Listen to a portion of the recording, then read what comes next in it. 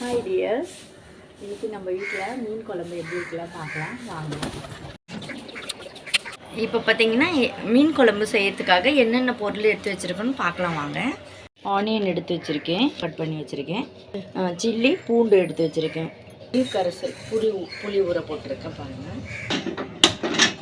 Guys, கடாயில் எண்ணெய் add பண்ணிக்கலாம்.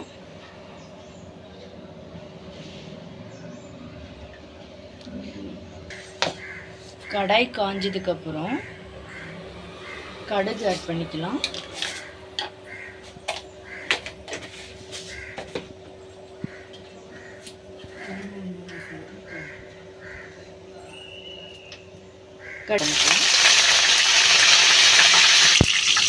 கூடவே வெந்தயம் ஆட் பண்ணிக்கலாம்.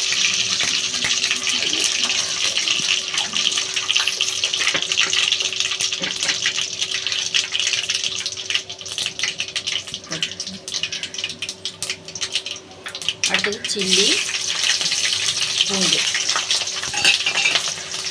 கூடவே வெங்காயம்.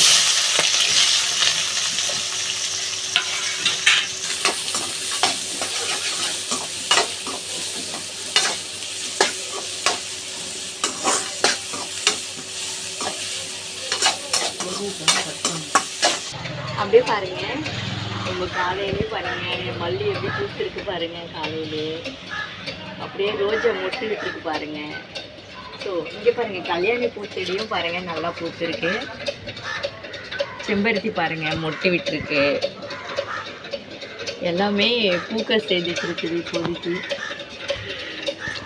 பார்த்தீங்கன்னா மல்லிகை பூவில் ஒரு பூ எடுத்து பிள்ளையாருக்கு தான் ஃபஸ்ட்டு வச்சுருக்கேன் பாருங்கள்.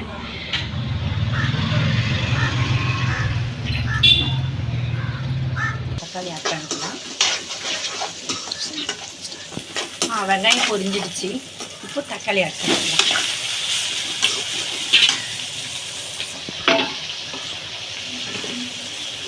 கூடவே கொஞ்சம் கல்லுப்பு சேர்த்துக்கலாம்.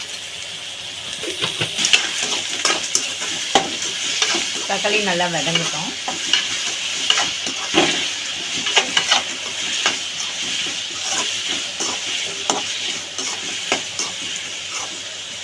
தக்காளி வதங்கிடுச்சு. அடுத்தது இங்கே பாருங்க, புளியும் மிளகாத்தூளும் கரைச்சி வச்சுருக்கேன், அதை ஆட் பண்ணிக்கலாம். இப்போ இது நல்லா கொதிக்கணும் டியர்ஸ். இது நல்லா கொதிச்சுக்கு அப்புறம் தான் மீன் ஆட் பண்ணணும். இங்கே பாருங்கள், கவலை மீன் இப்போது ஆஞ்சி ரெடி பண்ணி வச்சுருக்கேன் பாருங்கள். கொஞ்சம் வறுக்க எடுத்துகிற போகிறேன், கொஞ்சம் குழம்புக்கு ஆட் பண்ணிக்கலாம். நான் மசாலா போட்டு பாதி வறுக்கிறதுக்காக மீன் ஊற வச்சுருக்கேன். இது பாருங்கள், இப்போது கவலை மீன் தான். இப்போது இதை மசாலாலாம் போட்டு நல்லா ஊற வச்சுருக்கேன் பாருங்கள். இப்போ வறுக்கிறதுக்கு ஸ்டார்ட் பண்ணிக்கலாம். குழம்பு கொதிச்சிருச்சு. இப்போது மீன் ஆட் பண்ணிக்கலாம். ஊற வச்ச மீனை இப்போது வறுக்க ஆரம்பிச்சுக்கலாம்.